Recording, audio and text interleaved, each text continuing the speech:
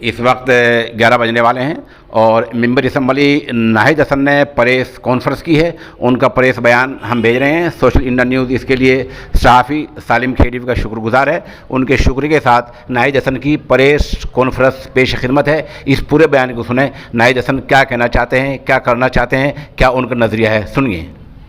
क्या रणनीति रहेगी गिरफ्तारी की और फिर किस तरीके से क्या प्लान है? देखिए, चल रहा है और शांतिपूर्वक आ रहे हैं सभी और शांतिपूर्वक ही करेंगे। अच्छा, सुनने में आया कि ज्ञापन देके गिरफ्तारी होगी, कितने लोगों की गिरफ्तारी मान रही?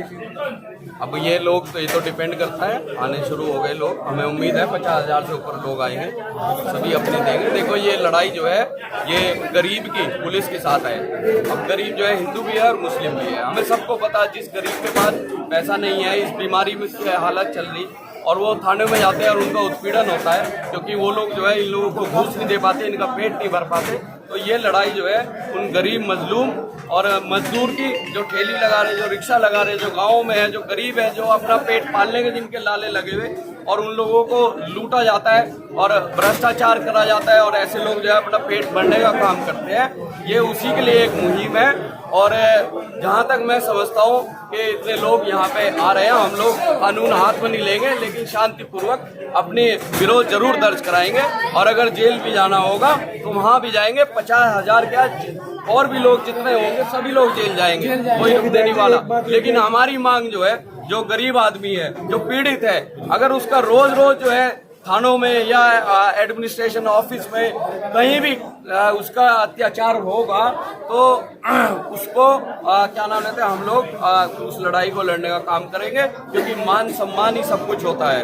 और गरीब का भी उतना ही मान सम्मान है और एक अमीर का भी है। क्षेत्र में भी लगातार गए आह्वान किया जनता से कि आप साथ में आए, जो लोगों के साथ जुल्म हुआ है पुलिस का जुल्म, ये लोग जो है कई सालों से पीड़ित है और अब पीड़ित होते होते अब सर के ऊपर से पानी चला गया। इसीलिए ये एक मुहिम हम लोगों ने मजबूरी में उठाई है कि अब पहले तो जो नाजायज कोई कर रहा था उसको सजा मिलती थी, लेकिन अब जो है पीड़ित को ही बिठाया जा रहा है। हमारी लड़ाई इतनी है, हमारी लड़ाई ये है कि हमारी माँ बहनों को 2-2 रात 3-3 रात जो है बिना किसी कसूर के उनको थाने में रखा जाता है।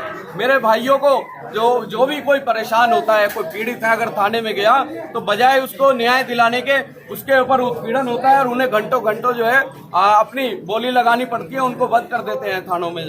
तो ये लड़ाई हम गरीब लोगों की लड़ाई है और इसको मजबूती से लड़ेंगे हम लोग और शांतिपूर्वक करेंगे अपना। कैराना से अगर कोतवाल को हटाया गया तो क्या आपकी जीत होगी? भैया देखिए, कोतवाल तो जो है हटाए हैं, इनकी आय से अधिक संपत्ति की जांच चल रही है।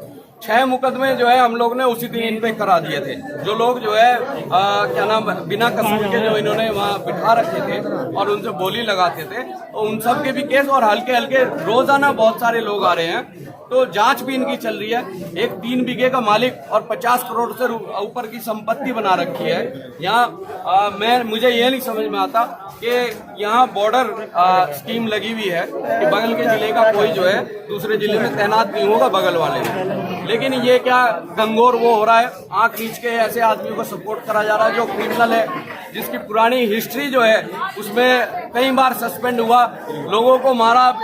क्या नाम, रामपुर में एक बच्चों को सिर में 2 गोली मारी। तो जिनका ऐसा व्यवहार है तो उन लोगों को इतनी बड़ी जिम्मेदारी देना, इसका मतलब कानून के साथ खिलवाड़ करने का काम है और गरीब जनता के साथ जो है खिलवाड़ करने का काम है।